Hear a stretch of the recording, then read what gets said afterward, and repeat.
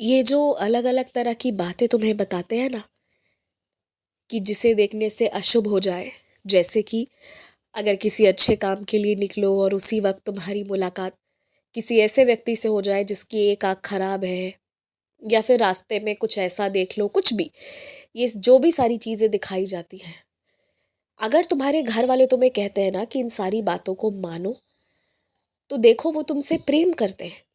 और बहुत प्रेम वश आकर ना, वो अच्छा बुरा सही गलत सब भूल कर सिर्फ तुम्हारे ऊपर प्रेम रखते हुए तुम्हें सतर्कता बरतने को कहते हैं। ना तो तुम उनकी बात को तोड़ो, तुम उन्हें मना मत करो, उनसे लड़ो मत, उन्हें कह दो ठीक है तुम इन चीज़ों का ध्यान रखोगे, क्या शुभ है क्या अशुभ है।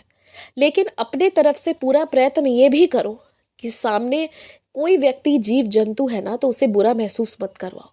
उसके अंदर कोई कमी है तो उसके कारण उसे बुरा भी ना लगे, और तुम अपने परिवार वालों को भी ठेस ना पहुंचाओ।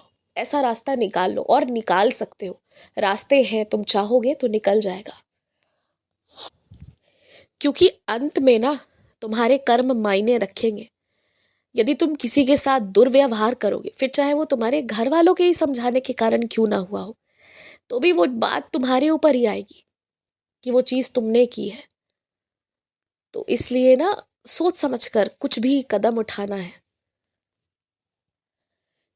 एक और बात कहूँ तुमसे, जिसने मासूमियत में आकर तुम्हारे सामने सच बोल दिया ना कि उसने दिल से क्या सुना क्या समझा, उसे डांटना मत। हाँ, अगर तुम्हें उसे कोई सीख देनी हो कि कहाँ वो गलत है, तो प्रेम से बताना। क्योंकि ऐसे लोग बहुत कम मिलेंगे तुम्हें जो दिल की बात जुबां पर रखकर बोल दे। अन्यथा तुम ऐसे लोगों से घिरे भी हुए हो, और पहले भी तुम्हारी अनुभूतियां हैं वैसे लोगों की जो दिल में कुछ और रखते हैं और जुबां पर कुछ और, जिनमें असत्यता कूट कूट कर भरी हुई है। इसलिए जिस व्यक्ति ने तुम्हें तुम्हारी लिबास पर, तुम्हारे बोलने चालने के तरीकों पर कुछ भी बोला हो, चाहे वो बात तुम्हें अच्छी लगी हो या नहीं, लेकिन मुस्कुरा कर बस जो भी है उसे समझाना सिखाना है वो करना, मगर डांटना बिल्कुल मत। तुम्हारी जो भी तकलीफ है ना, विशेषकर तुम्हारे पेट से जुड़ी हुई जो भी तकलीफें हैं, उसका उपचार हो जाएगा। तुम्हें जो पानी ग्रहण करते हो उसमें कुछ कुछ डालकर ग्रहण हो सकता है करना पड़े, तुम्हें सही व्यक्ति के द्वारा सही सही बातें मालूम हो जाएंगी, और तुम बस उसका पालन करना। मैं तुम्हें ये भी कहना चाह रहा था कि अलग अलग लोगों से पूछने के बजाय कुछ हफ्तों तक एक व्यक्ति जिससे तुम पहले या फिर दूसरी बार मिले हो, उस पर विश्वास रखकर सिर्फ उसके बताए हुए रास्ते पर चलना, और देखना फिर क्या बदलाव आता है।